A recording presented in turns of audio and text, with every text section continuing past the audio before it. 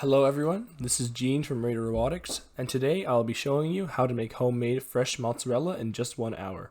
For this recipe, you will need 4 liters of whole milk, and this milk cannot be ultra pasteurized. Also, you will need 1.5 tablespoons of granulated citric acid and half a tablespoon of liquid rennet. I understand that these ingredients may be hard to acquire, so there will be links in the description for sites that I use to purchase these ingredients online. You'll also need a thermometer that is able to register temperatures as low as 90 degrees Fahrenheit, as well as a large pot.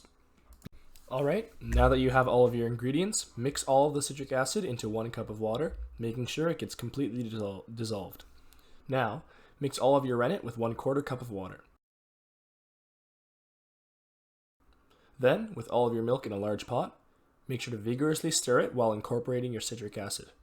Make sure to use a thinner utensil than me. I would recommend a fork or potentially a chopstick. Really anything that can create a whirlpool. More of a whirlpool concentrated in the center than I have here.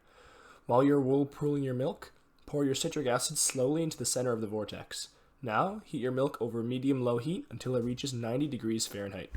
As soon as you reach 90 degrees, take your pot off of the heat and slowly add in your rennet to the milk.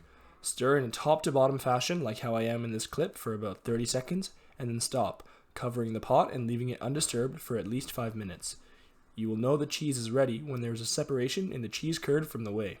Also, make sure that when you press with the backs of your fingers on the curd, it pulls away from the side of the pot.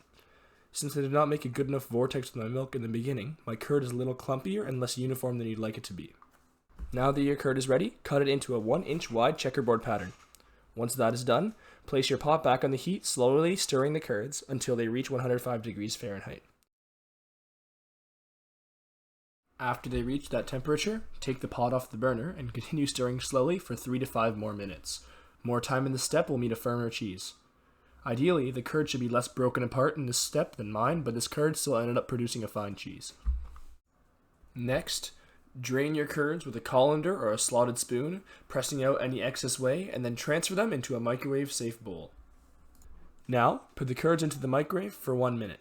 After that, take the cheese out, and as soon as it is bearable to hold the cheese in your hands, knead it by letting it fall down while holding it up, and folding it over itself. If the curd becomes too cold for it to fall down while you're holding it up, microwave it again for 30 more seconds. When you begin to see the curd become very silky on the outside, squeeze it into balls of various sizes for whatever needs you have.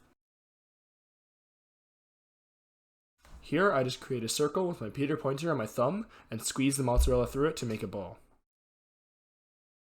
And just like that, you have homemade mozzarella. I particularly like to enjoy this mozzarella with tomatoes and basil in a salad or melted on a sandwich.